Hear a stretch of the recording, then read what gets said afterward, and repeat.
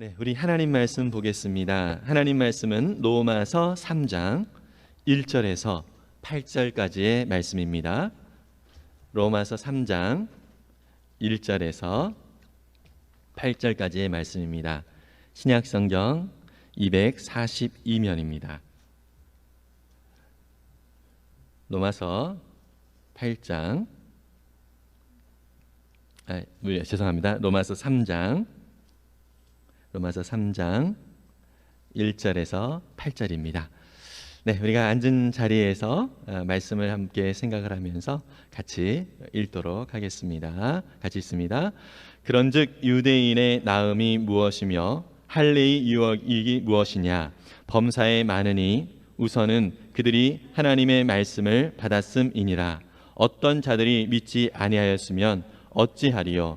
그 믿지 아니함이 하나님의 믿부심을 패하겠느냐? 그럴 수 없느니라. 사람은 다 거짓되되 오직 하나님은 참되시다 할지어다. 기록된 바 주께서 주의 말씀에 의롭다함을 얻으시고 판단 받으실 때에 이기려 하심이라 함과 같으니라. 그러나 우리 불의가 하나님의 의를 드러나게 하면 무슨 말 하리요? 내가 사람의 말하는 대로 말하노니 진노를 내리시는 하나님이 불의하시냐? 결코 그렇지 아니하니라. 만일 그러하면 하나님께서 어찌 세상을 심판하시리요? 그러나 나의 거짓말로 하나님의 참되심이 더 풍성하여 그의 영광이 되었다면 어찌 내가 죄인처럼 심판을 받으리요? 또는 그러면 선을 이루기 위하여 악을 행하자 하지 않겠느냐? 어떤 이들이 이렇게 비방하여 우리가 이런 말을 한다고 하니 그들은 정죄받는 것이 마땅하니라. 아멘. 네, 우리 서로 은혜 많이 받으시기 바랍니다. 격려하도록 하겠습니다. 네, 우리가 로마서를 지난주부터 이렇게 살펴보고 있습니다. 여러분, 로마서는요, 바울이 로마의 성도들에게 보낸 편지고요. 특별히 로마는 바울이 한 번도 가본 적이 없는 그러한 도시인데 그곳에 그리스도인들이 있다라고 하는 소식, 또 그들의 믿음에 대한 소문을 듣고 또 그들을 복음으로 또 격려하기 위하여 로마에 편지를 보낸 것입니다. 특별히 이 로마는요, 지난주에도 잠깐 언급을 좀 드렸던 것처럼 한 5년 정도 로마에서 글라우디오 황제 때 유대인들이 추방을 당하는 일이 있었습니다. 그래서 교회에 있었던 그리스도인이면서 유대인인 사람들이 다 이렇게 그 로마 교회에서 떠나야 되는 그런 상황이 있었고요. 그리고 바울이 이 편지를 썼을 때는 이 유대에 있었던 유대인들이 이 로마 교회에 다시 돌아간 그런 상황인 것입니다. 그러니까 이제 오랜만에 돌아가니까 이 교회 안에는 이방인 그리스도인들이 주류를 이루고 있었습니다.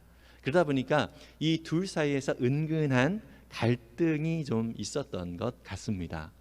그리고 이 바울은요, 복음의 이 진수, 복음의 그 핵심을 이 성도들에게 이야기를 해 주는데요.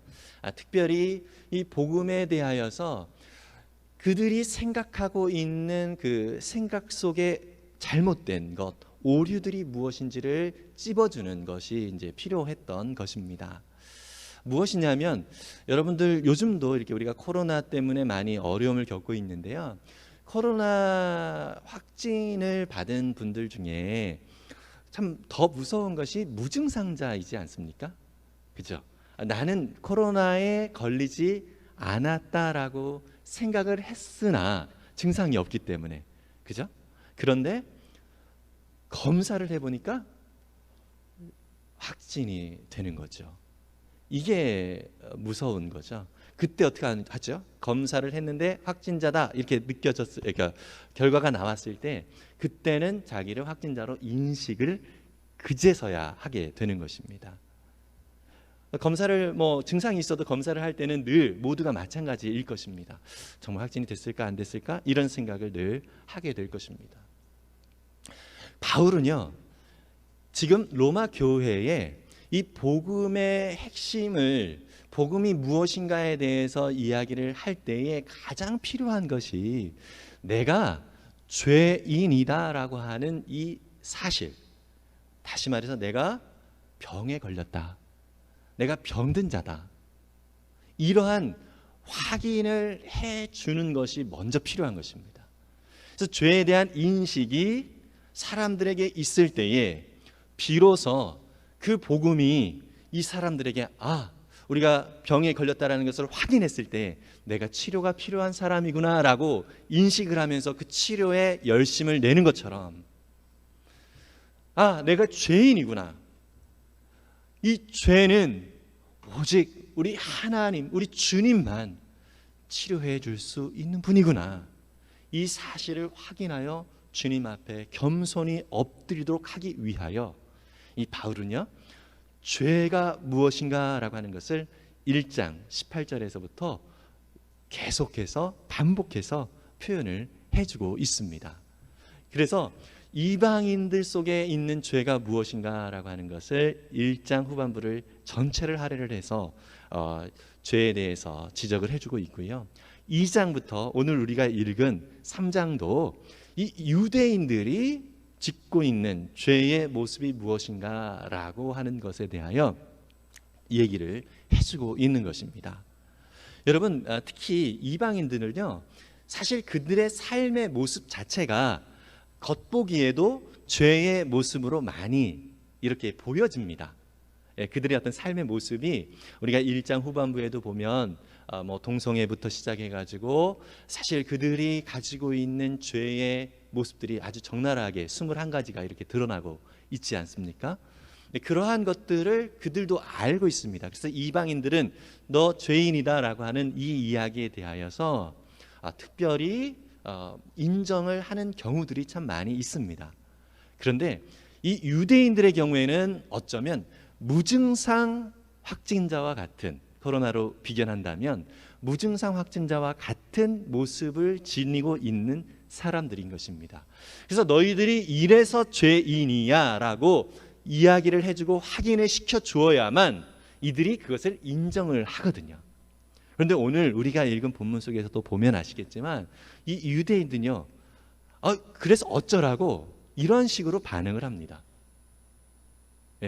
자신들이 죄인이 아니라고 얘기를 합니다. 우리가 2장에서도 살펴보았는데요, 자기들은 이렇게 괜찮은 사람들이야 이렇게 얘기를 했지만 오히려 바울은 너희들이 가르치고 있지만 너희들이 그 죄를 저지르고 있지 않느냐 이러면서 지적을 해주고 있거든요. 거기에 대해서 지금 오늘 우리가 읽은 3장이 바로 그것을 대할 때에 이 유대인들의 반응이 어떨까라고 하는 것을 바울이 알고 있었던 거예요. 순순히 받아들이지 않을 것이다 라고 하는 것이죠. 이것을 바울이 알고 있었기 때문에 그들이 가지고 있는 반론이 무엇인가 라고 하는 것을 더 분명하게 이야기를 해주고 있는 것입니다. 여러분, 사실 우리가 복음을 증거하며 나아갈 때에 사람들이 죄인이다라고 하는 그런 이야기를 들을 때 순순히 맞아, 나는 죄인이에요 이렇게 반응하면서 나오는 사람들은 그리 많지 않습니다. 많은 사람들이 어떻게 하죠? 기분 나쁘게 생각합니다. 그죠? 당신 죄인입니다. 당신은 하나님의 은혜가 필요한 죄인입니다. 이렇게 이야기를 할 때 많은 사람들이 기분 나빠합니다. 이 유대인들이 마찬가지였던 거예요. 자기들은 율법을 스스로 지킨다라고 생각을 했던 사람들이거든요. 그런데 바울은 오히려 당신들은 그렇게 지킨다고 하지만, 가르치기도 하지만 그 죄를 당신들이 짓고 있습니다. 이렇게 지적을 했을 때 마음이 언짢았던 것입니다. 그래서 이 유대인들이 이의제기, 반론을, 바울에 대해서 반론을 할 것에 대하여 이 바울이 이야기를 하고 있는 내용이 바로 저와 오늘 여러분들이 읽은 3장 1절부터 8절까지의 내용인 것입니다. 이 부분은요, 두 부분으로 나눌 수 있습니다. 1절부터 4절까지를 나눌 수 있고 또 5절부터 8절까지 이렇게 두 부분으로 나눌 수 있는데요. 먼저 좀 살펴보면 1절부터 4절까지는 그렇다면 하나님이 우리를 택해 주셨는데, 이 이스라엘 백성, 이 유대인들을 택해 주셨는데, 아니 하나님이 우리를 선민으로 여겨 주셨는데 이것이 무익한 거냐?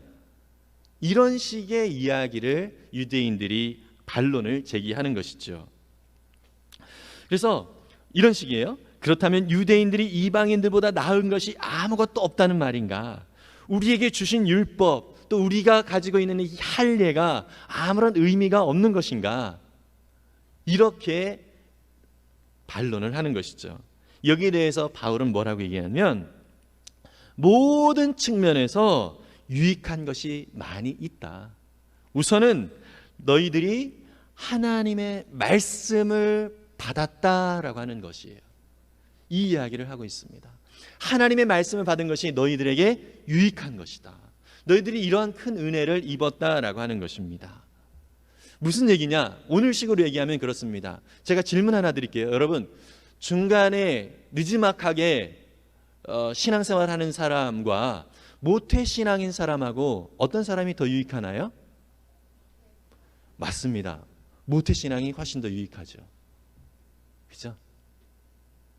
그 사람의 삶의 내용은 둘째치고 이미 하나님의 은혜와 사랑이 무엇인지를 접할 수 있는 환경에 있다라고 하는 것, 이게 상당히 유익한 것입니다.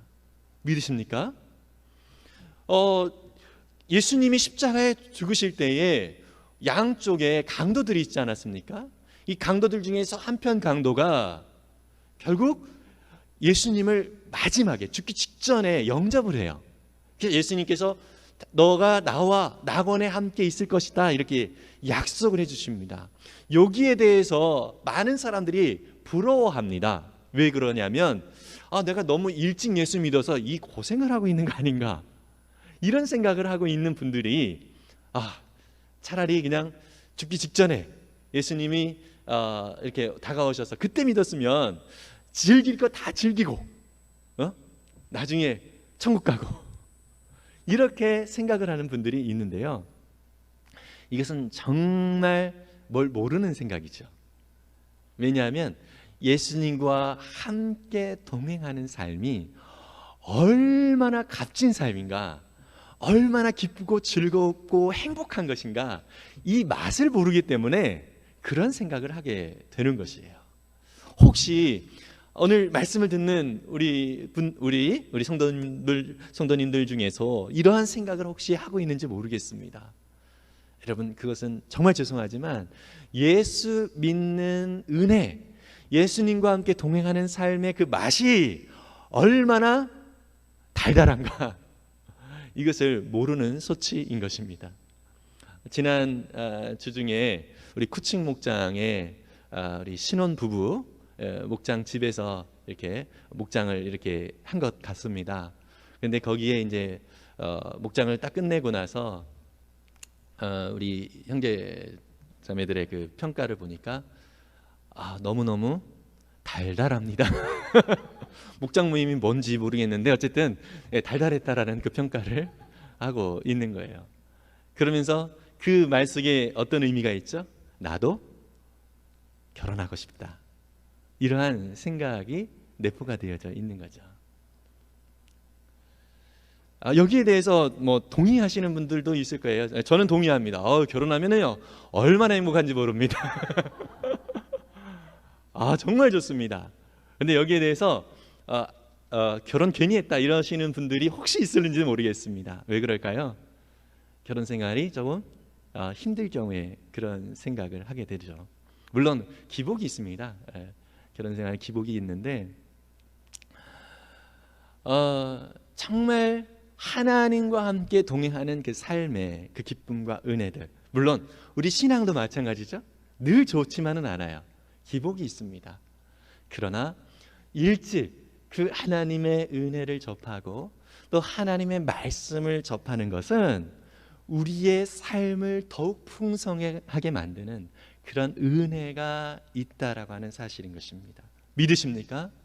여러분, 혹시 오늘 예배를 드리시는 분들 중에서 하나님의 말씀을 따라 살아가는 것을 부담스럽게만 생각하시는 분들이 있을는지 모르겠습니다. 저도 사실 뭐 지금도 목회를 하고 있지만 부담스러운 때가 전혀 없다 이렇게 얘기할 수는 없습니다. 그러나 하나님의 말씀을 따라 살아가는 삶이 얼마나 즐겁고 귀한 것인가, 얼마나 행복한 것인가, 이것을 알면 참 너무 은혜롭고 감사한 일인 것이죠. 그런데 이 유대인들에게 있어서 문제가 무엇입니까? 나는 우리 식으로 얘기하면 어려서부터 신앙생활 했어. 교회 나 잘 다녔어. 저 말씀 들은 말씀이야. 이런 식으로 해서 이 내용이 그 안에 있는 것이 아니라 하나님과 믿음의 그 관계, 친밀한 교제의 내용이 그 안에 있는 것이 아니라 형식만 있을 경우에가 문제가 있는 것이에요. 이 유대인들에게 있어서 가장 큰 문제는 바로 그거였어요. 하나님 안에서 친밀하게 교제하며 또 그 말씀이 자신의 삶의 내재가 되어져서 그 말씀대로 살아가는 삶의 기쁨과 감사거리가 있어야 되는데, 그것이 아니라 하나님과의 그 관계가 아니라 그냥 그 율법을 내가 이렇게 지켰다, 율법을 내가 잘 따른다 라고 얘기를 하면서 어떻게 하죠? 속으로는 그 삶은, 기본 바탕은 하나님과의 관계, 겉으로 보여지는 것은 그렇게 잘 믿는 것처럼 보이지만 실제 그 내면은 하나님과의 관계가 평상시에는 친밀하지 않는 거예요. 기도 생활도 잘하고 헌금 생활도 잘하고 모든 것, 신앙의 외적인 모습은 참 잘합니다, 겉으로 볼 때는. 그런데 하나님이 보시기에는 그들의 그 내면의 상태가 하나님 앞에 마음을 두지 않는 거예요.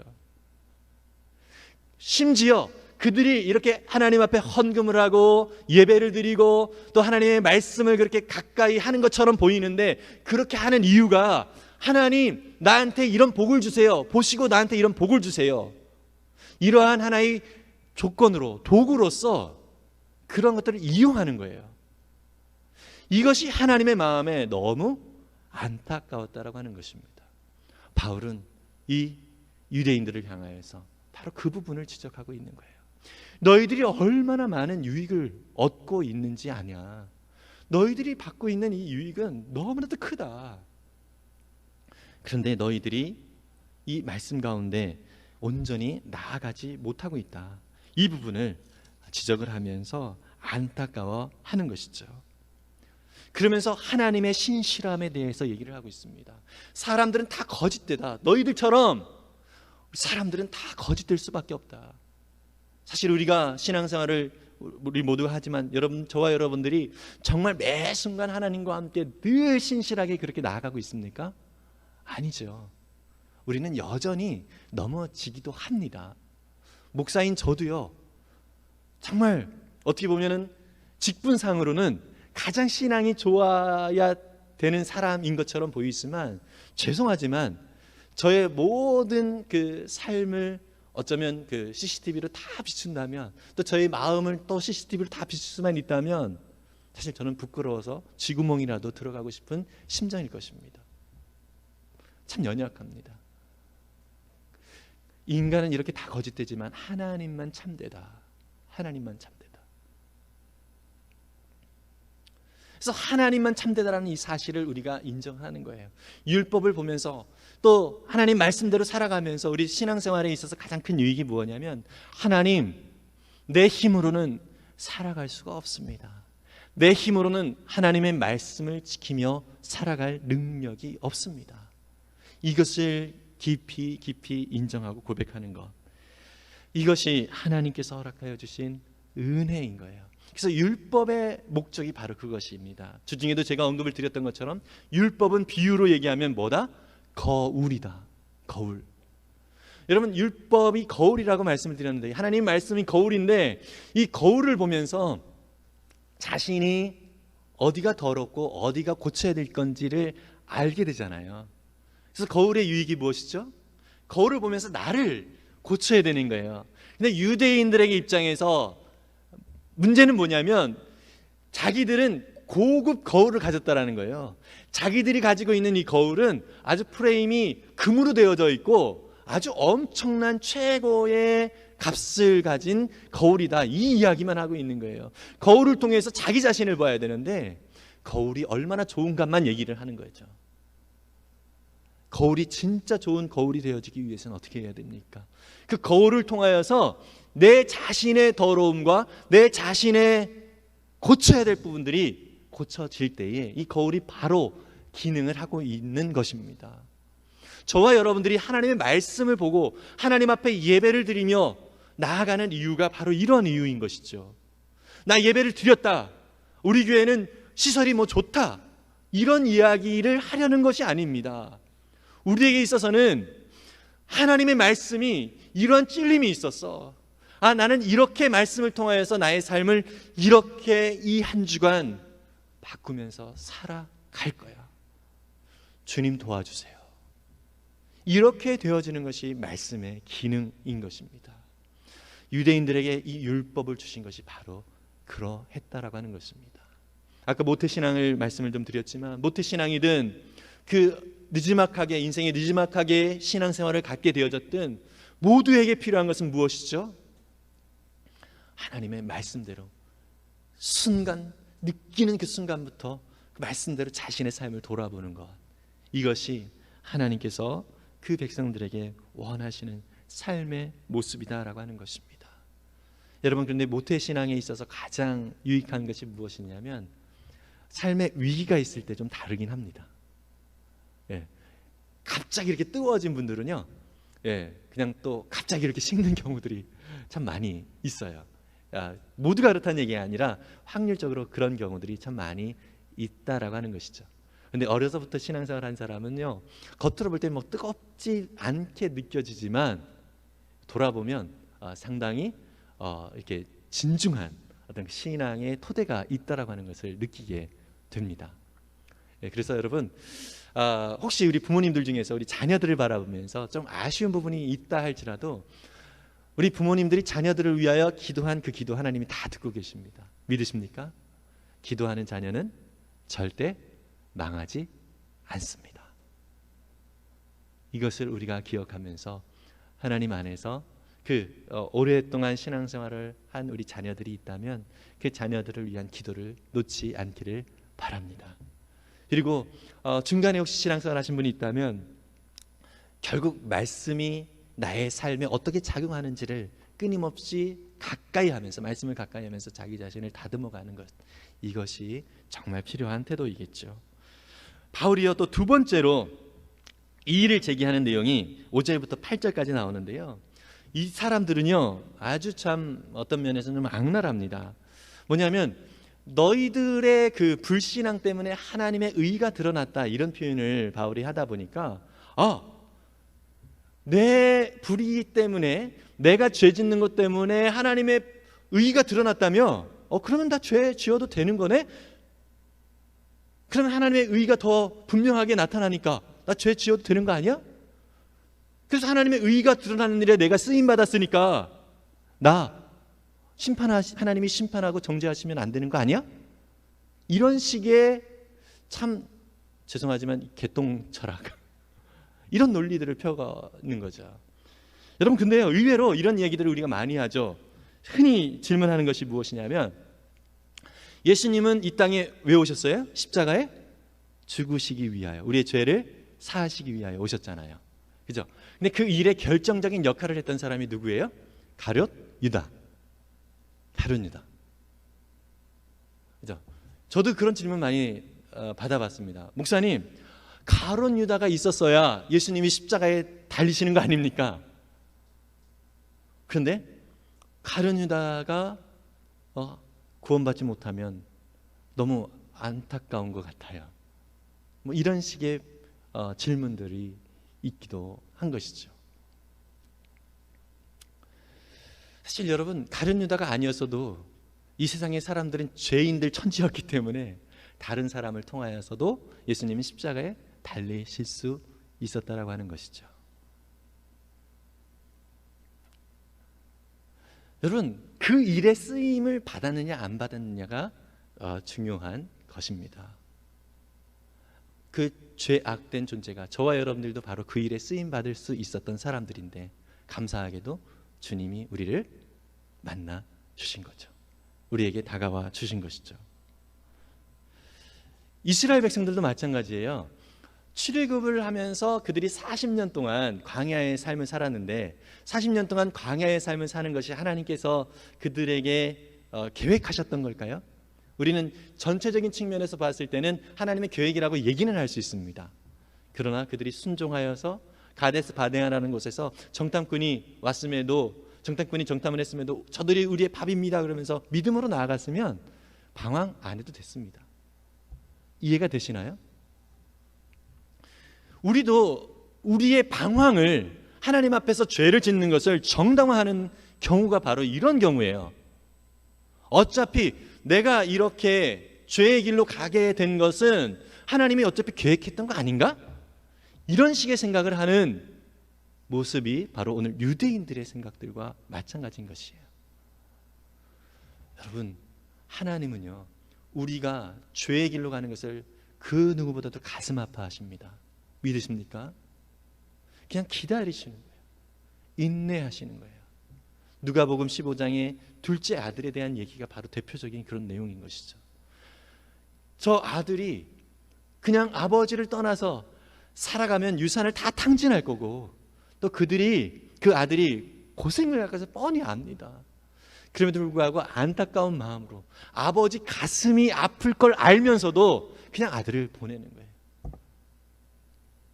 기꺼이 그 고통을 아버지도 감내하는 것입니다.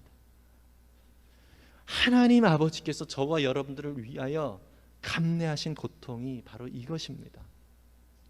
참으시는 거예요. 기다리시는 거예요. 어찌 되겠지? 이러면서 가만히 있으면 안 되는 것입니다.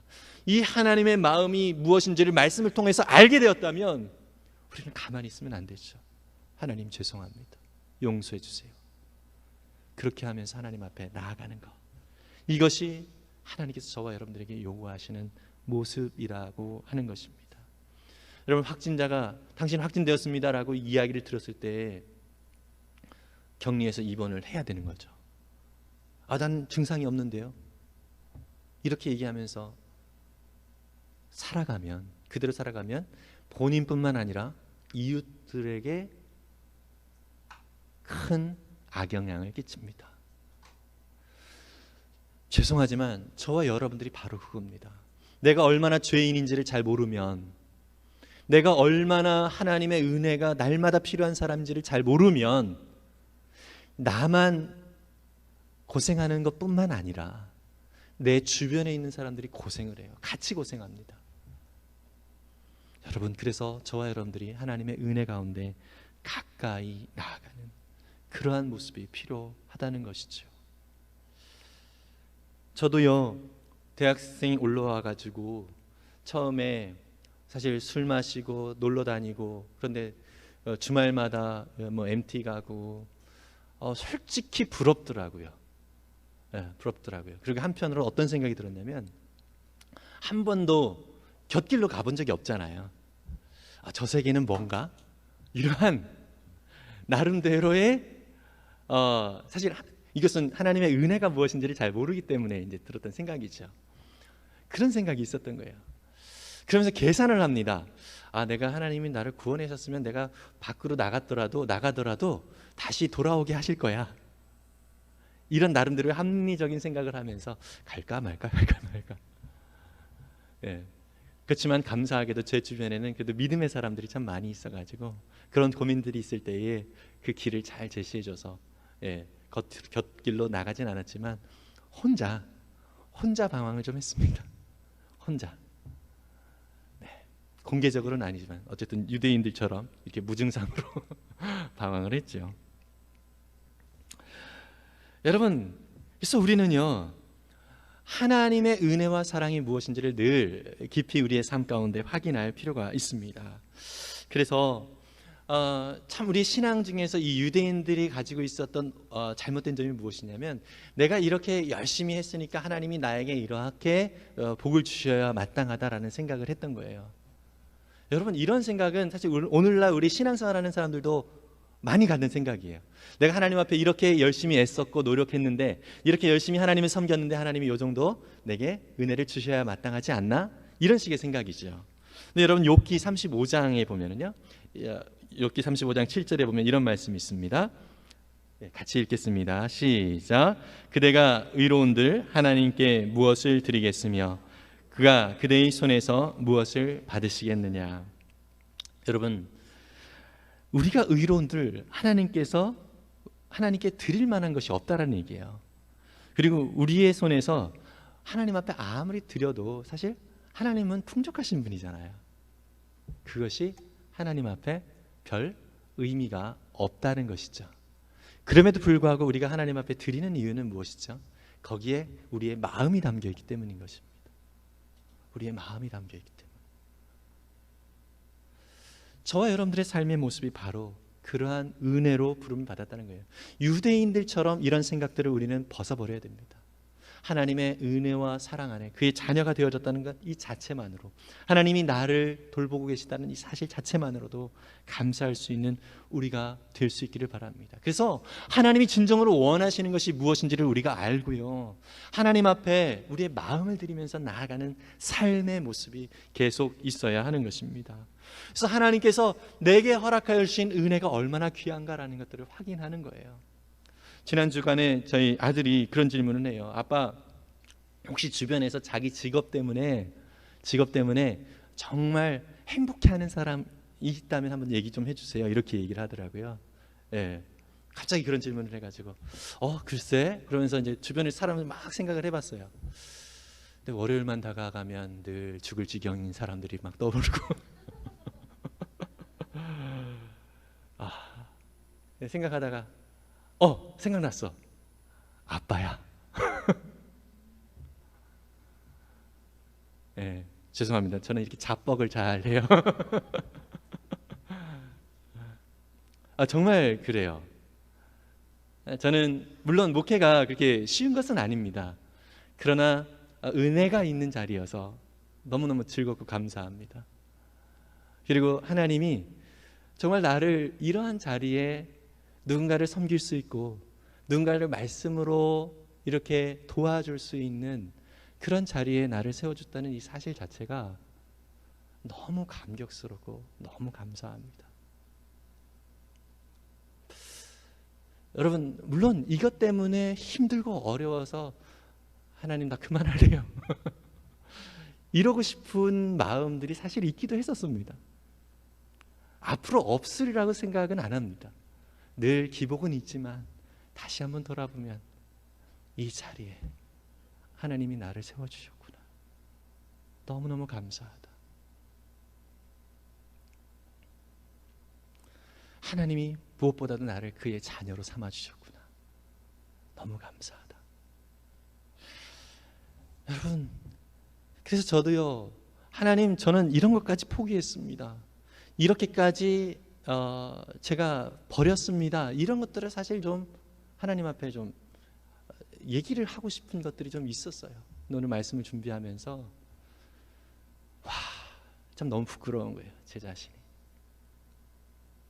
하나님이 주신 이 자리가 정말 복된 자리인데 그것을 은혜로 여기지 아니하고 여전히 유대인들과 같은 그런 생각. 하나님, 내가 이렇게 했으니까, 이렇게 포기했으니까, 이렇게 희생했으니까 하나님 뭔가를 주셔야 되지 않습니까? 라고 하는 내 이 죄된 생각이 얼마나 많이 있었는가를 확인하게 됐습니다. 여러분, 그래서 저와 여러분들의 자리를 한번 생각해 보십시오.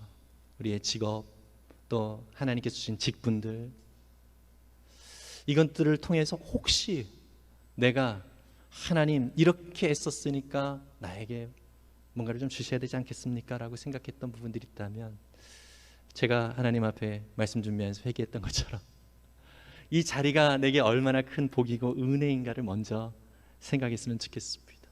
우리는 죄인입니다. 정말 답이 없는 죄인입니다. 그래서 우리는 죄의 길로 갈 수밖에 없는 존재들이었어요. 그런데 이 죄의 길로 갈 수밖에 없는 존재가 하나님의 나라와 영광을 위하여 하나님의 그 은혜의 도구로 사용되어지고 있다라고 하는 이 사실 자체가 우리에겐 너무나도 큰 복이고 은혜인 것입니다. 이것은 우리가 만들어낼 수 있는 영역이 아닌 거예요. 하나님의 은혜로 주신 것입니다. 혹시 주를 위하여 섬기는 자리에 있을 때에 참 지치고 힘들고 어려운 부분들이 많이 있을 줄 압니다. 그때마다 주님의 본심을 우리가 더 집중을 했으면 좋겠습니다. 그리고 우리의 마음을 받으시는 주님 앞에 겸손히 우리의 마음을 드릴 수 있기를 바랍니다. 근데 여러분, 누가복음 17장에 보면은요, 예수님도 이런 말씀을 하십니다. 누가복음 17장 7절에서 10절인데요. 같이 한번 읽겠습니다. 시작. 너희 중 누구에게 밭을 갈거나 양을 치거나 하는 종이 있어 밭에서 돌아오면 그더러 곧 와 앉아서 먹으라 말할 자가 있느냐? 도리어 그더러 내 먹을 것을 준비하고 띠를 띠고 내가 먹고 마시는 동안에 수종 들고 너는 그 후에 먹고 마시라 하지 않겠느냐? 명한 대로 하였다고 종에게 감사하겠느냐? 이와 같이 너희도 명령받은 것을 다 행한 후에 이르기를 우리는 무익한 종이라 우리가 하여야 할 일을 한 것뿐이라 할지니라. 아멘. 예수님께서 하신 말씀인데요, 이런 일들을 저렇게 막 많이 애써서 왔는데, 밥을 먹으려고 하는데 또 이것들을 해야 되는데 참 할 일들이 종으로서 참 많이 있잖아요. 근데 그 종에게는 주어진 일들이 참 감사하고 또 그 자체가 참 어떤 칭찬을 받을 일이 있으면 저는 무익한 종입니다 라고 하는 그런 고백이 참 중요하다라고 하는 뉘앙스로 예수님이 말씀을 하신 것입니다. 그런데요, 사실 이 말을 들을 때 많이 좀 기분이 언짢습니다. 애쓰고 노력한 것이 많이 있는데. 그런데 우리가 좀 기억해야 될 것은 먼저 주님이 어떻게 하셨는가라고 하는 것입니다. 마가복음 10장 45절인데요. 같이 읽겠습니다. 시작. 인자가 온 것은 섬김을 받으려 함이 아니라 도리어 섬기려 하고 자기 목숨을 많은 사람의 대속물로 주려 함이라. 우리에게 종으로서의 모습, 태도를 요구하시면서 먼저 주님이 종이 되어 주셨습니다. 이것을 먼저 우리가 기억을 해야 된다는 것이죠. 주님께서 먼저 우리의 종이 되어 주셨어요. 그래서 이렇게 살아가는 삶이 이 땅에 하나님 나라를 이루는 삶이기에 저와 여러분들에게 그러한 삶을 살기를 부탁하시는 것입니다. 그런 자리로 저와 여러분들이 부름을 받았다는 사실을 기억했으면 좋겠습니다. 로마서 서두를 보면서도 우리가 비슷한 구절을 살펴본 적이 있습니다. 로마서 1장 17절인데요. 한번 읽겠습니다. 시작. 복음에는 하나님의 의가 나타나서 믿음으로 믿음에 이르게 하나니 기록된 바 오직 의인은 믿음으로 말미암아 살리라 함과 같으니라. 여러분, 바울이 믿음으로 믿음에 이르게 한다라고 표현, 이 앞에 믿음은 신실함이에요. 하나님의 신실함. 하나님이 먼저 우리 가운데 신실하게 다가오셨기 때문에 뒤에 믿음은 우리의 신실함입니다. 하나님이 먼저 우리 가운데 신실하게 다가오셨기에 우리가 하나님께 대하여 신실할 수 있는 거예요. 여러분, 오해하지 마세요. 무조건 하나님이 이렇게 충성해라라고 얘기하시는 거 아닙니다. 하나님이 먼저 그렇게 우리에게 다가오셨기 때문에, 먼저 신실함으로 하나님의 은혜를 우리 가운데 보여주셨기에 우리가 그렇게 하나님 앞에 신실할 수 있는 것입니다. 저와 여러분들이 바로 이러한 놀라운 은혜를 누리게 되었다라고 하는 것입니다. 이런 것들을 안다 할지라도 우리의 삶은 계속해서 반복적으로 기복이 있을 수 있습니다. 삶의 환경과 이런 것들이 우리 가운데 자꾸 넘어뜨리게 하는 것들이 있기 때문입니다. 그래도 더욱 주님을 바라보면서 나아갈 수 있었으면 좋겠습니다. 그래서 마지막으로 이 말씀을 하고 마무리를 하려고 합니다. 빌립보서 2장 12절입니다. 같이 읽겠습니다. 그러므로 나의 사랑하는 자들아, 너희가 나 있을 때뿐 아니라 더욱 지금 나 없을 때에도 항상 복종하여 두렵고 떨림으로 너희 구원을 이루라. 아멘. 여러분, 이 구원의 기쁨과 그 구원의 은혜들은 아직도 우리 가운데 풍성하게 남아 있습니다. 믿으십니까? 여기서 말하는 구원을 이루라라고 하는 이 말은요, 너희들이 구원이 아직 이루어지지 않았다라는 얘기가 아닙니다. 이것은 우리가 생명의상 공부하신 분들은 아시겠지만 새 단계의 그 구원이 나오고 있습니다. 그래서 이미 우리는 예수를 믿고 구원을 받았습니다. 이것은 현재 우리가 우리의 삶을 통하여 구원을 더 풍성하게 누리는 그런 부분에 대하여서 얘기를 하고 있는 거예요, 바울 선생님. 그래서 저와 여러분들이 날마다 두렵고 떨림으로 하나님께서 저와 여러분들 가운데 주신 그 은혜가 무엇인지를 돌아보면서 이 구원을 더 풍성하게 누릴 수 있는 그런 삶을 오늘 살아갈 수 있기를 간절히 바랍니다. 이것은 하나님의 말씀에 온전한 순종을 통하여 나타날 수 있는 것입니다. 고집스럽게 버티고 있는 저와 여러분들을, 여러분, 하나님의 고집이 더 세다는 사실을 기억하길 바랍니다. 더 고집스럽게 하나님께서 저와 여러분들을 신실하게 그 사랑으로 끊임없이 다가오고 계신다는 사실을 기억하면서 주님의 은혜 가운데 우리의 삶을 돌아보면서 주님의 은혜를 내가 모르고 지냈던 것들을 회개하고 또 주님 앞에서 더욱더 우리의 삶을 주님 기뻐하시는 아름다운 구원의 풍성함을 누리며 나아갈 수 있는 우리 모두가 되기를 바랍니다. 오신실하신 주를 찬양하면서 잠깐 기도하고 마치도록 합니다.